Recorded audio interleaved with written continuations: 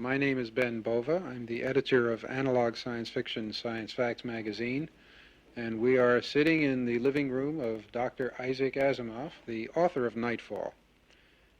And Isaac, there's a question I've always wanted to ask you about this story.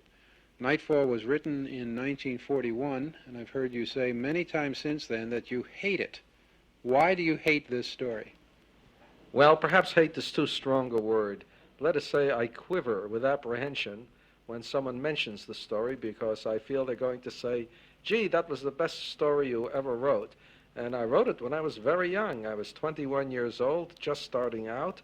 I hadn't written anything yet which had made much of a mark. And then I wrote Nightfall, and suddenly my reputation was made. But 35 years have passed since then, and I've written many more stories, and it's depressing to be told that's my best story. It makes me feel as though I've had a long anticlimactic life since. I know one question that many students will want answered. Where can they find a copy of Nightfall? Probably the easiest place to get it, and the easiest way of finding it, is to get my own book, Nightfall and Other Stories, in which it is the first story. And Nightfall and Other Stories is out now as a Fawcett paperback, and I imagine that it's possible to get it in any large paperback store. Why do you think this particular story has aroused such emotion in the readers? Well, it's a peculiar kind of story, and I take no credit whatsoever for writing it. Actually, the idea was John Campbell's. He came up with a quotation from Emerson, which talked about what might happen if men could see stars only once in 1,000 years. Emerson thought that it would cause them to fall to their knees and worship and exclaim at the beauty of the city of God.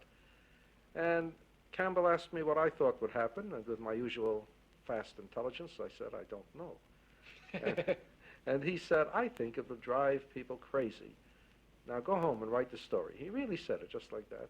And I trotted home, because one never thought of disobeying John Campbell. I trotted home and wrote the story, and he paid me a bonus for it, which was the first bonus I ever got. It was very exciting.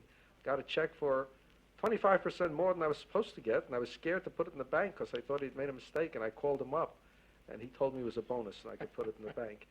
But the way I wrote the story, you see, it was told quite like a Greek tragedy, although I wasn't smart enough to know that's what I did. It dealt with the last 4 hours before the total eclipse, and everything else was told in conversation between people, and no scene ended sharply. Everything was interrupted before the natural conclusion, so that the reader, in reading this story, just passed on from one stage of the toboggan ride to the next, going down at an ever-increasing rate until there was a crash at the bottom. You were being told all along there was going to be a crash at the bottom, but most people who read stories expect a happy ending. Somehow I'm going to pull out. As you go faster and faster and faster down, thinking you're going to pull out, you never do, and there's this big crash at the end. And I think that's what gets everybody. By the time they finish, it takes them like 15 minutes of shaking in their chair before they're finally brought to themselves.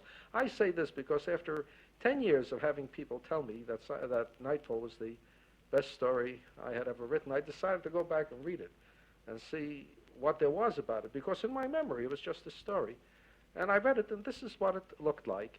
And I said to myself, gee, if I were to write it now with all the extra experience I've got, I could do a much better job of it, and it wouldn't be anywhere near as good a story. So that I think that what I did in that story was to just, completely by accident and without knowing what I was doing, just hit it just right. And that's why I don't take any credit, because there was no intelligence in it, no craft in it. It's just plain dumb luck. You just sat at the typewriter and the words came out all by themselves. Well, yeah, but I didn't know what I was doing, Ben. It just came out. Now I see what I did. But was the story published exactly as you wrote it? Were there any changes made or rewrites? There was one change made. In the last scene, in Aton 77, in the book it was Aton 77 who made the last speech. John Campbell put in his own rhetoric, which was very good. And as a matter of fact, in one recent anthology of the story, the anthologist picked out Campbell's speech as an example of the fact that I could write poetically, even in my early days. which bothered me a Cruel lot. blow. But also in that one speech in the book, John made a mistake which embarrassed me. I wouldn't have made it. He referred to Earth. Oh, Now, yes. now, all through, you see, there's no reference to Earth. This is a strange world, a different world. They don't know anything about Earth, and they're not supposed to know. And I've always felt that that one reference was a flaw, but I've never changed it somehow. I don't dare change anything about the story.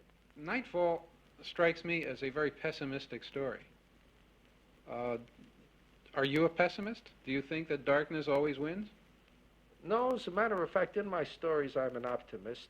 And what sometimes people forget about Nightfall is that it was optimistic, because one thing in the story that was left out of the dramatization was that they were setting up a refuge with artificial light that was going to last for 14 hours or more, and that in this world of insanity, there were going to be a number of people who will have survived the darkness with their minds intact, with their memories intact, and that the next cycle of civilization would start with all the knowledge that the previous cycle had gained, and that by the time the eclipse came again, it would be possible to protect the entire world, and that the long darkness would never come again.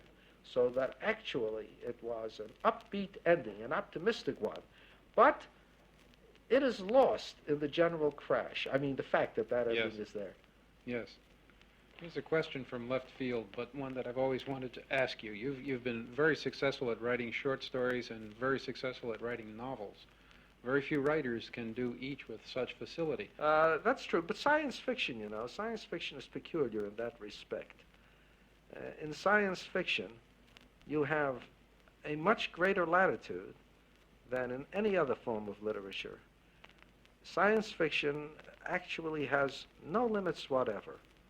Science fiction lures you on to do things that are unthinkable in anything else. If I sound as though I'm a science fiction chauvinist, I am.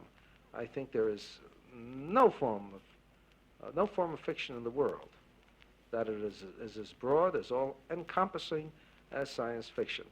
And you can take a short story of just perhaps 5,500 words, and as I did in the last question, you can cover 10 trillion years of human history, and finally end with God appearing on the scene. It's my favorite story, as a matter of fact. Thank you very much, Isaac. And why don't you write another story like Nightfall someday? Oh, I wish I knew how. Thank you, Ben. It was a pleasure to listen to this.